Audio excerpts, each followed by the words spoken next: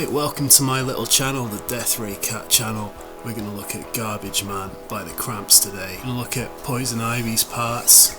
We're going to look at an easy way to play it and a little more difficult way to play it, and we're going to look at her solo as well. I've also been checking out the live videos so we can see any little differences in there, so stick around to find out. So the riff itself is very easy.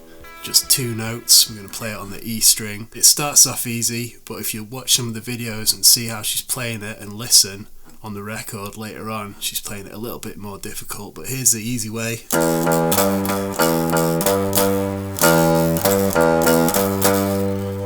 So I'm only using the open E and the 3rd fret on the E, so you can split it into two parts. And tabs will be in my Patreon, links for that below. Later on we can hear a little bit more going on, and if you've watched any of the live videos or if you've seen the Cramps, if you've been lucky enough, you might see Poison Ivy playing the E chord and using her little finger to play that riff. So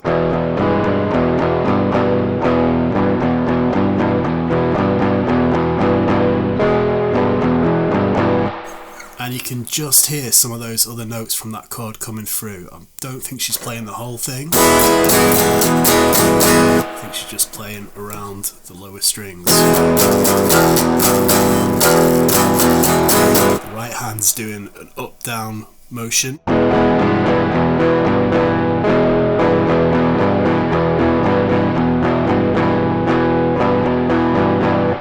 So you can mess around with that, have a go. That is pretty much the riff throughout the entire song, apart from when we get to a solo. So the first solo is a little bit crazy, so I'm going to leave that. The second one, which Poison Ivy plays, if you see them on live videos, that follows a 12-bar blues progression. So whereas the rest of the song we were staying on E, we move around with some chords during the solos.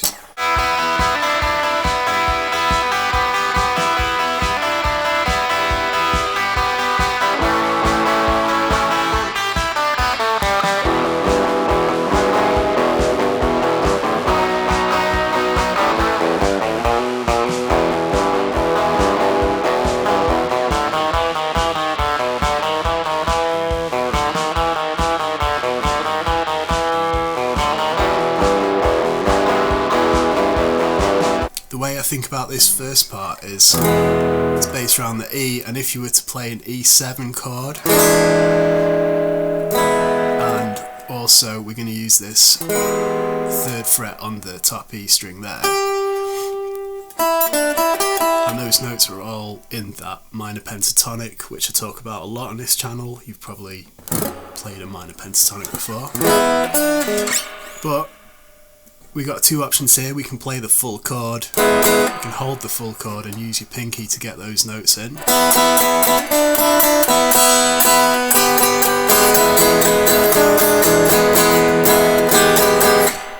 But I think watching the live videos, you see Poison Ivy playing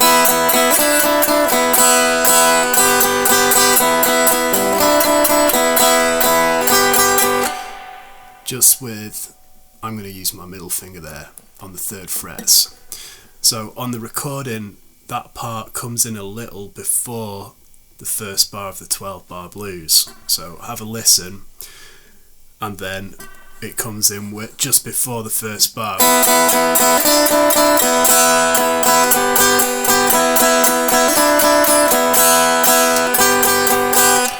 So that works over the E chord. Then we're going to move to the A, and we're just going to play an A chord there. So that's what we're going for there. After that, we're going back to the E, and we're going to do a little pentatonic run.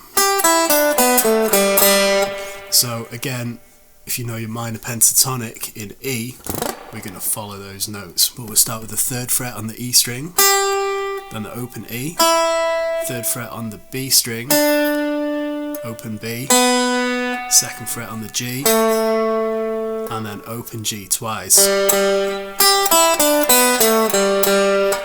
Okay, In the live videos later on, sometimes you see her quoting that Shaking All Over riff. So that fits in there as well. And that is exactly the same scale with a little pull off there. So again, up to you if you want to keep it simple or try the Shaking All Over riff.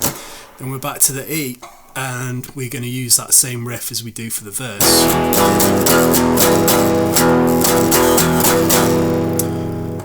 Then we're going to move to a B. Now this shape, you could play a B major. Again, I've zoomed in on some of these videos where she's playing live. I'm pretty sure it's this shape here. So what we've got there is the first finger on the root, on the B there. Then you got your little power chord shape there. Your ring finger's on the 4th fret of the A.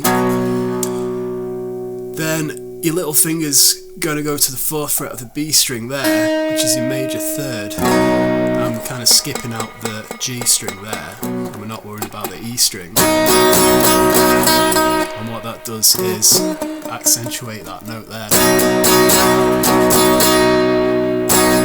And then we quickly hit an A chord, and then we're into a next riff. So we got B. And we got another little riff on the recording. I think it's as simple as that. Open, again, it's all minor pentatonic, so open E, 3rd fret on the E, open A, 2nd fret on the A, and then an open E again. If you're watching the live videos or if you're listening real closely, you might hear. And what's happening there is, instead of just going to the 2nd fret on the A string, we're doing a little hammer on from the 1st fret each time.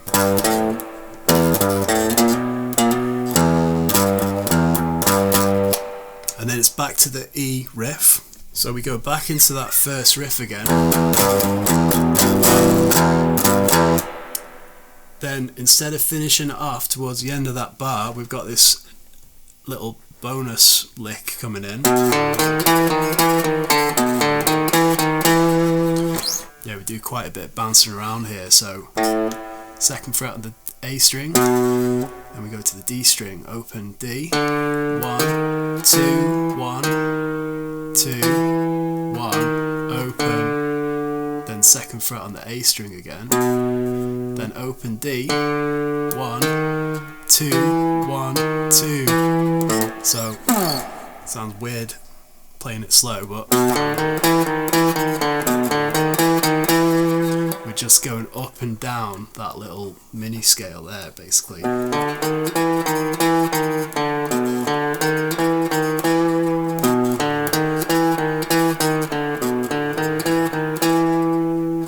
think that's played twice, and then we go back to the original riff.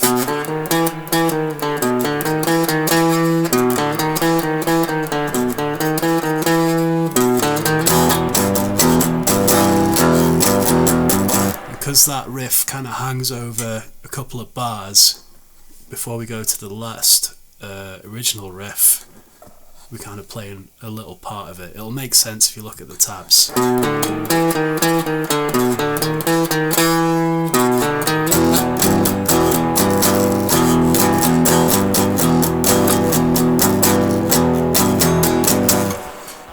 Okay, so there you go, that's pretty much it.